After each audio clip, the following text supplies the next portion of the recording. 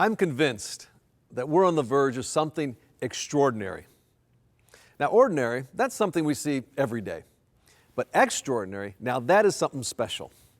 And we know the difference between ordinary and extraordinary when we see it. Ordinary. Extraordinary.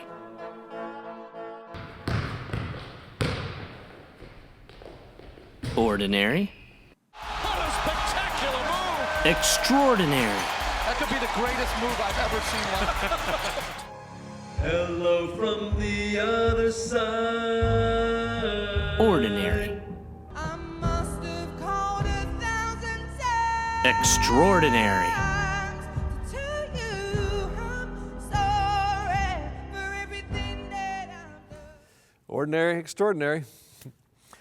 Well, whether you've been a part of community for only a year, or maybe the last 27 years, it's been by God's grace and through God's power, we have been a part of something absolutely extraordinary.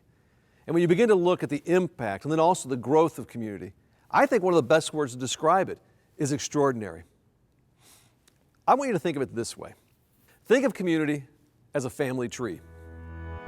It started in Naperville with a few friends, mostly from college. It branched out to Romeoville, and then another branch in Montgomery, and extended itself into the active adult community in Carillon. The family tree began to grow to Shorewood, a second location in Naperville downtown, and then a branch in East Aurora, and another branch in Yorkville, and an extension in Plainfield, and also Lamont. And then what started in the suburbs found its way into the city, in the Lincoln Square neighborhood, and most recently a branch in Lincoln Park.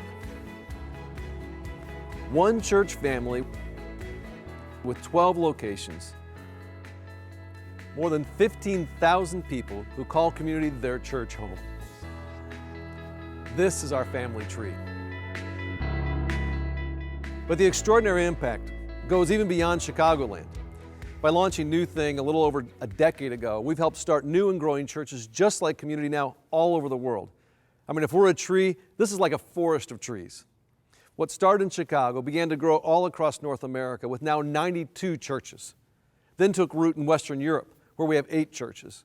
Reproduced into South America, where there's 17 churches. It also multiplied into Sub-Saharan Africa, where there's 86 churches. Churches just like community started and growing now in Southeast Asia with 21 churches, all across Eurasia with 43 churches. A family tree that has reproduced 267 churches globally with more than 750,000 people as a part of this movement of helping people find their way back to God. This mission, just so you know, it's not just about big and it's not just about numbers. What it's about is about people, helping people find their way back to God. So let me remind you, we live in a world that as often is far less than ordinary, a world that endures painful images without easy answers. We live in a world full of fear, a world full of terror. We also live in a world where hatred and evil have actually entered into our own very sanctuaries. And this is not at all how God meant for the world to be. But here we are, we're God's people, and we have the opportunity to bring change, extraordinary change into a painful, fearful, often evil world. And we can change the lives of kids and students, adults, and whole families. We can transform schools and neighborhoods and communities. God has put within us this extraordinary hope that the whole world's looking for. And if you look closely at the fruit from the past the community has borne, you see extraordinary possibilities for the future. I want you to meet Tyler and Candace Heyman. Well, Tyler grew up in a home filled with fighting and animosity. And when Tyler's dad gave up on his marriage, that's when Tyler gave up on God. Candace, she inherited a view of God who was always disappointed in her. And rather than feeling loved, the very thought of God made her kind of worrisome and anxious. It was when their preschool son, Dakota, just innocently asked them, "Mom, Dad, who is God?" They began to search once again. And it was a neighbor who invited them to community, where they discovered a God who loves them unconditionally, offers them a peace that'll get them through any circumstance. They said yes to Jesus. They found their way back to God, were baptized, and now they're serving our student community. They're apprentice leading a small group. I got to talk to them last month, and they told me, said this. They said, I want to spend the rest of my life helping others find their way back to God. I want more of that. Or there's Elisa. Elisa, who grew up as one of 4 kids in a single-parent home, struggling to make ends meet in an economically challenged neighborhood. But there were people from community who were there to give her not just a hand out, but really a hand up. When she was in 2nd grade, it was Miss Sue and the book club that helped her learn how to read. Throughout elementary school, she was a part of our Kids City Tuesday program, and they helped her come to know a loving God. Then when we started a campus in her neighborhood, she found friends in a positive peer group in student community and deepened those friendships every year at our Blast Retreat. Well, this little girl today, Elisa, is a high school senior. She's captain of her dance team. She's on the principal's advisory council, and she serves as her senior class president. Elisa told us, she said, you know what, after college, I want to be a teacher or maybe a nurse, but I want to be a positive influence and an example for others back in my neighborhood. I love that. Well, then there's Tommy Bowman. Tommy was sitting in the back row at Community when we announced we were sending the McMahons to start a brand new church in Kansas City. As he heard it, Tommy thought to himself, that's great, hope that works out for them. It never entered his mind that 1 year later, him and his wife, Jessica, would have actually joined that team, would be living in Kansas City and help start Restore Church. Well, with the financial support and blessing from Community and Restore, this church quickly grew to be a church of 1,000 people in 3 locations. 2 years later, Tommy began to ask himself, well, what if I did the same thing back in my hometown of Roselle, Illinois? With that dream, Tommy and a few childhood friends and the financial backing of Community and Restore, they all started Mission Church in Roselle, Illinois. And it quickly grew to more than 500 people. Then, having seen the value of multiplying churches from both Community and Restore, they sent a group of people along with financial support just this last year to start another reproducing church, Renewal Church, in West Chicago. Bearing fruit? Yes, we are. Reproducing from Community to Restore Church to Mission Church to Renewal Church, 4 generations of churches making an extraordinary impact on thousands of people. And here's the thing, that's the stuff of movements. And I want you to get this. I think what God did is He took something, well, very ordinary. Me, you, us, and He did something absolutely extraordinary. And here's the exciting news. I believe God is giving us the opportunity to once again do something extraordinary. And we're calling this initiative One. I'll tell you what, everybody at whatever location you are, just say this after me real loud. Here I go. One. That's right. One is a 2-year initiative. And we're projecting a budget over the next 2 years of around $18 million. But we want to raise an additional $8 million more. So at the end of this 2-year initiative, we're asking God to give us the opportunity to steward $26 million for His mission. Why? To reach thousands more people just like Tyler and Candace. To bring restoration to even more communities like the one Elisa lives in. And to continue to reproduce more campuses and more churches like Community, both locally and globally. And we're simply calling this 2-year initiative One. Now the whole vision of One is based on Acts chapter 4, verse 32 to 35. All the believers were one in heart and mind. No one claimed that any of their possessions was their own. But they shared everything they had.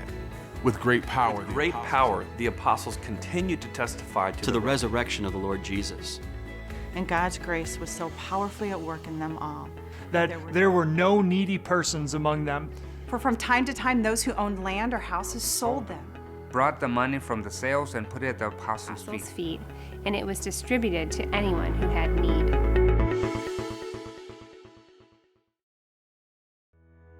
At the end of this One initiative, when the 2 years is over, how do we see God working through us? I think it's a great question. Well, you can break this down into 3 different categories. Reach. We're reaching people far from God. And then restore. We're restoring God's dream to this world, bringing justice where there's injustice, righting the wrongs of this world. And then reproduce, starting brand new campuses, brand new churches, both locally and globally. Let's start with the first one, reach. Every week, Community has about 4,000 adults, 1,000 students, and 1,000 kids that we are reaching every week. People we are helping find their way back to God. And I believe that we will see that increase easily by 1,000 to 2,000 or more. How? The Plainfield and Shorewood campus will combine and move into a terrific 92,000 square foot facility.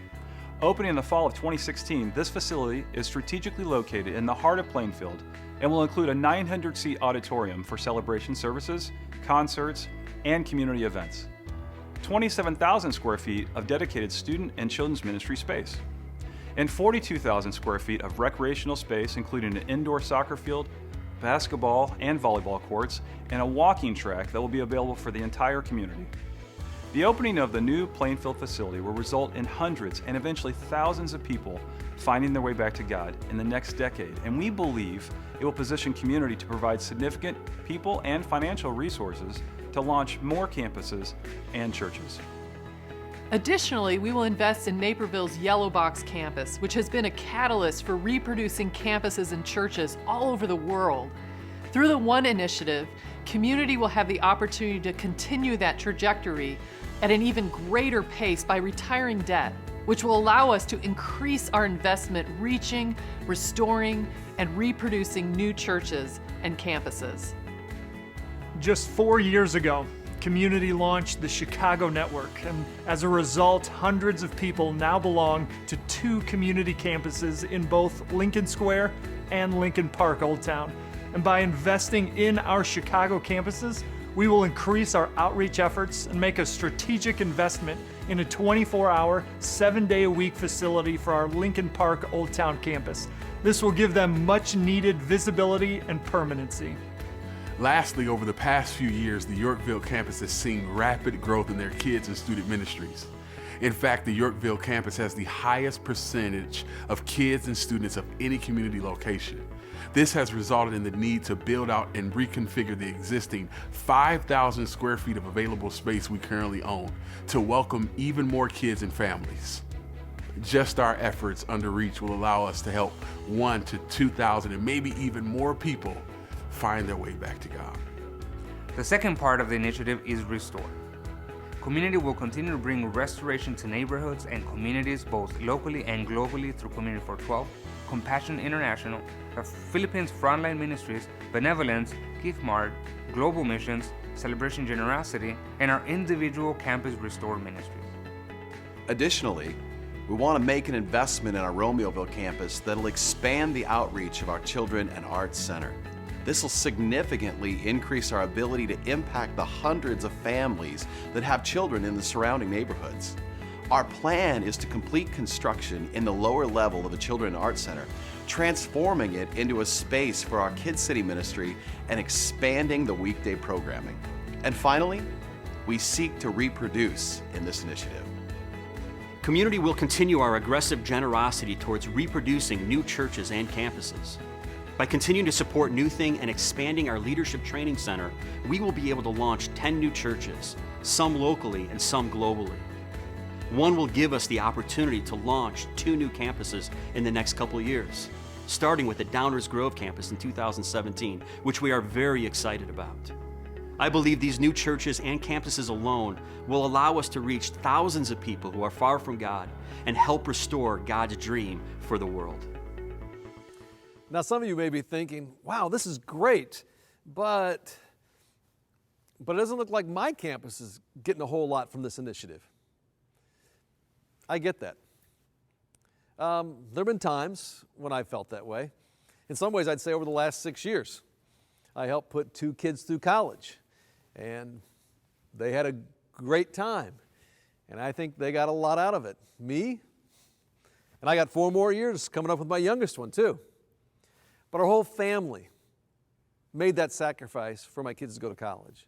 And them going to college is something our family wants. And not just for them, but really for all of us. And we kind of see that as a family win. Let me tell you a story. I was recently in Southern California with several other church leaders, some that led large organizations, others that led churches. And we were all talking about what was it that prevented the church today from doing extraordinary things like we see in the first century church. Well, one of the leaders there is a friend of mine named Kwon. Ryan leads a great church out in Fremont, California as a second-generation Korean American. And Ryan said something that really stuck with me. He said this, he said, I think the problem is something deep, very much within most churches and probably most people. And you could feel everybody kind of lean in. And Ryan went on and told a story. He said, even before my dad became a believer, he taught me the value of the family win. In our family, if the family didn't win, nobody won. It was always about the family win. No one person was greater than the family win. And he went on and he said, when my dad immigrated to the United States from Korea, despite having a good job and being very well educated, when he got here, he took a job as a maintenance guy at LAX, Los Angeles International Airport. My dad would clean bathrooms. He cleaned up other people's urine. Why? The family win. So my sister and so I could have a better life, a better education. Our families, our grandkids could win. Ryan explained. He said even later on growing up, when I was asked to do chores around the house and I would complain about it, my dad would say, it's about the family win. And he went on and he told story after story after story of the family win. And his refrain was, I grew up knowing if the whole family didn't win, then I didn't win. And there was no win outside of the family win. Well, Ryan finished the story and continued. He said, I think the American church has been too much about my church and my building and my programs and my win. And then he quoted Ephesians 2:19 that says, so you're no longer strangers, you're no longer outsiders, you're citizens together with God's people. You are members of, what's it say there? God's family. See, the church is a family. It's not just my campus or my building or my program or really my anything. And it's all about the family win. And it really hit me. The kinds of churches that do extraordinary things are those who think about the family win, who think about God's kingdom. So wherever you are listening to my voice, whether you're Naperville Yellow Box or Romeoville, Montgomery, Carolyn, or Shorewood, Naperville Downtown, East Aurora, Yorkville, in Plainfield or Lamont, Lincoln Square or Lincoln Park, we are one family, one heart, one mind, one family who exists for the family win. And what God is doing, He's given us the opportunity to do extraordinary things in us and through us once again. Maybe you came and you kind of are feeling pretty ordinary. I believe that God wants to use us as one church with one mission to do something extraordinary. So, across all community campuses, let's join together, asking God to do something extraordinary both in us and through us during this one initiative.